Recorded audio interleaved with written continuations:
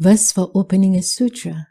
The unsurpassed profound and wonderful Dharma is difficult to encounter in hundreds of millions of aeons. I now see and hear it, receive and uphold it, and I vow to fathom the Tathagata's true meaning. The Wonderful Dharma Lotus Flower Sutra, Medicinal Herbs, Chapter 5. At that time, the World-Honored One told Mahakāshyapa and all the great disciples, good indeed, Kāshyapa has well spoken of the thus come one's real and true merit and virtue. It is just as he said. Furthermore, the thus come one has limitless, boundless asankheyas of merit and virtue. If you were to speak of it throughout limitless millions of aeons, you could not finish. Kāshyapa, you should know that the thus come one is the king of all dharmas. Nothing that he teaches is false. He extensively proclaims all dharmas by means of wisdom and experience, and whatever dharmas he speaks all lead to the ground of all wisdom. The thus come one contemplates and knows the tendencies of all dharmas. He also knows the depths of the mental processes of all living beings, having penetrated them without obstruction. Furthermore, he has ultimate and clear understanding of all dharmas, and he instructs living beings in all wisdom. Kāshyapa, consider the world of the 3,000 great thousand worlds, and the grasses, trees, forests, as well as the medicinal herbs in their many varieties, with their different names and colors, which the mountains, streams, valleys, and flat lands produce. A thick cloud spreads out, covering the 3,000 great thousand worlds, raining on them equally everywhere at the same time, its moisture reaching every part. The grasses, trees, forests, and medicinal herbs, those of small roots, small stalks, small branches, and small leaves, those of medium-sized roots, medium-sized stalks, medium-sized branches, medium-sized leaves, or those of large roots, large stalks, large branches, and large leaves, and also all the trees, whether great or small, according to their size, small, medium, or large, all receive a portion of it. From the ring of the one cloud, each according to its nature grows, blossoms, and bears fruit. Although they grow from the same ground and are moistened by the same rain, still all the grasses and trees are different. Kāshyapa, you should know that the thus come one is also like this. He manifests in the world like a great cloud rising. With his great sound, he covers the world with his gods, humans, and asuras, just like that great cloud covers the 3,000 great thousand lands. In the midst of the great assembly, he announces, I am the thus come one worthy of offerings, one of proper and universal knowledge, one whose understanding and conduct are complete, well gone one, who understands the world, an unsurpassed Lord, a taming and regulating hero, teacher of gods and humans, the Buddha, the World-Honored One. Those who have not yet been crossed over, I crossed over. Those who have not yet been liberated, I liberate. Those who have not yet been put at rest, I put at rest. Those who have not yet attained nirvana, I cause to attain nirvana. I know things as they really are, both in the present and in the future. I am the all-knowing one, the all-seeing one, the one who knows the way, the one who opens the way, the one who proclaims the way. The entire assembly of gods, humans, and asuras, all should come here to listen to the Dharma. Then countless thousands of myriads of millions of kinds of living beings came before the Buddha to hear the Dharma. Then the thus come one, contemplating the sharpness and dullness of the faculties of these living beings, their vigor or laxness, according to the capacity, spoke the Dharma for their sakes in limitless varieties, causing them all to rejoice and quickly attain good benefit. After having heard this Dharma, all of these living beings presently are at ease. In the future, they'll be born in a good place. By means of the way, they will enjoy happiness and also be able to hear the Dharma. Having heard the Dharma, they will separate from all coverings and obstructions. Within all the Dharmas, according to their powers, they will gradually gain entry to the way. Just as that great cloud rains down on all the grasses, trees, forests, and medicinal herbs, and each according to its nature fully receives the moisture and grows, so too the Das Come One speaks of a Dharma having one mark and one taste, that is to say, the mark of liberation, the mark of extinction, culminating in the wisdom of all modes. Those living beings who, hearing the Das Come One's Dharma, uphold, read, recite, and cultivate it as taught, will not themselves be aware of the merit and virtue they obtain. What is the reason?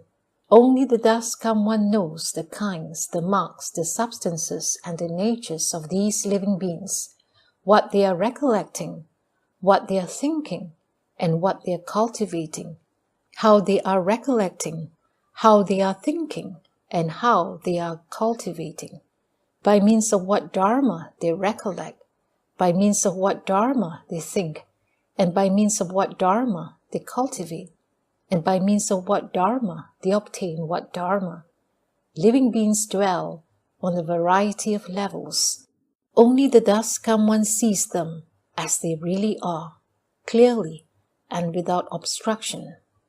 Just as those grasses, trees, and forests and all the medicinal herbs do not know themselves whether their natures are superior, middle, or inferior, the Das Come One knows the Dharma of one mark, of one flavor, that is to say, the mark of liberation, the mark of separation, the mark of extinction, the mark of ultimate nirvana, which is constantly still and extinct, and which in the end returns to emptiness.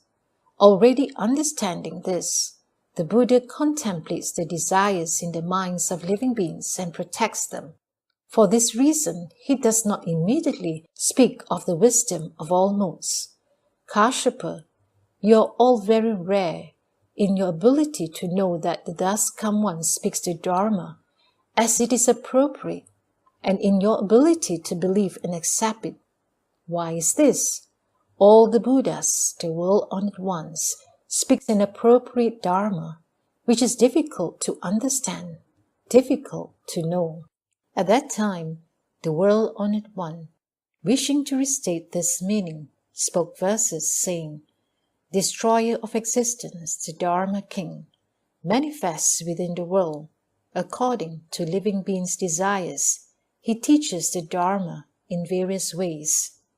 The Das Come One, out of veneration for this wisdom, deep and far-reaching, has long remained silent on this important matter, being in no hurry to set it forth. Those with wisdom, if they heard it, would be able to believe and understand it, but those lacking wisdom would doubt it, and thereby lose it for a long time. For this reason, Kashyapa, it is spoken in accord with their powers, employing various conditions to lead them to the right view. Kashyapa, you should know, it is like a great cloud rising above the world and covering all, a wisdom cloud filled with moisture, illuminated with lightning flashes, and vibrating with thunderous roars. It brings delight to all, obscuring the light of the sun, refreshing the earth. The cloud glowers and expands, as if one could reach out and touch it. It rains equally everywhere, falling a light in the four directions, pouring without measure, saturating all the lands.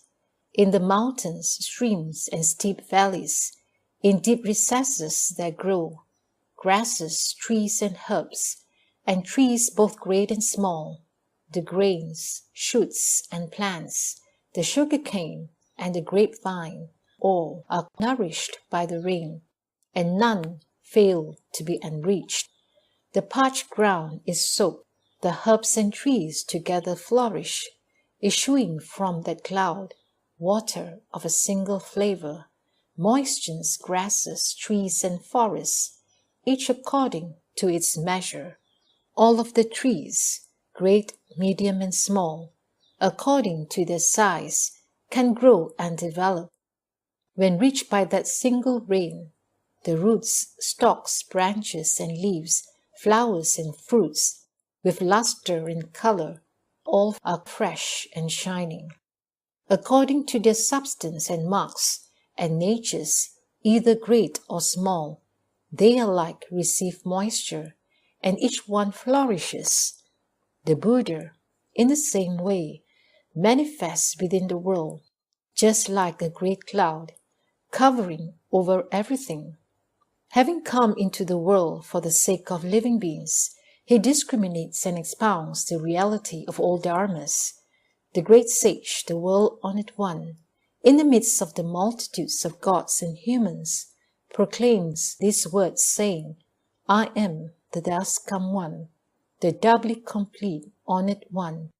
I appear within the world like a great cloud, moistening all the dried out living beings, so they all live suffering and gain peace and bliss, worldly joy and the joy of nirvana.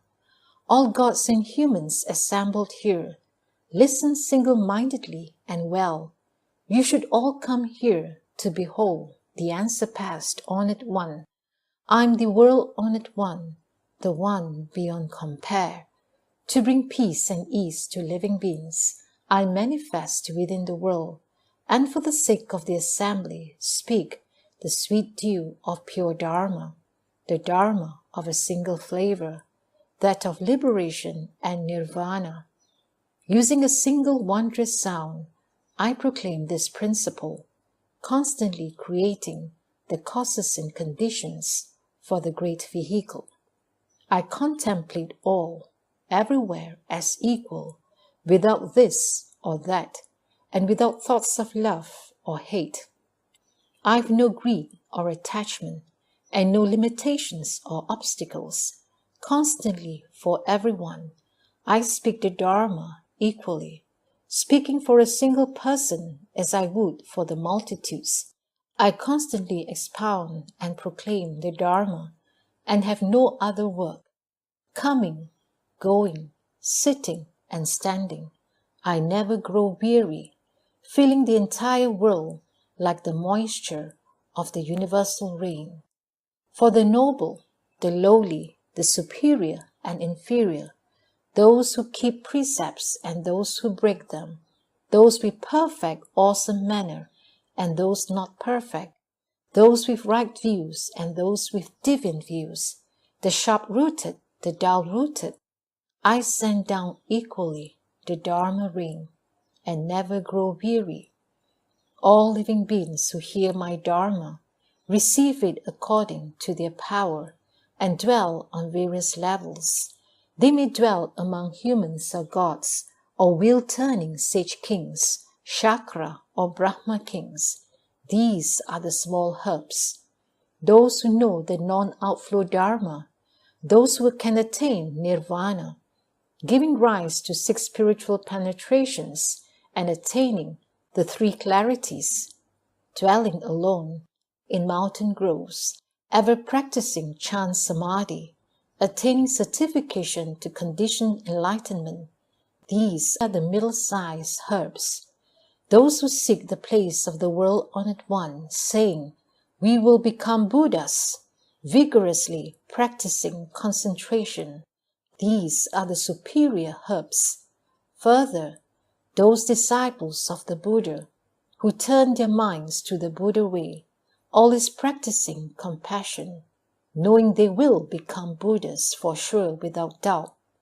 These are called the small trees. Those who dwell in spiritual penetrations, turning the irreversible wheel, saving limitless hundreds of thousands of millions of living beings.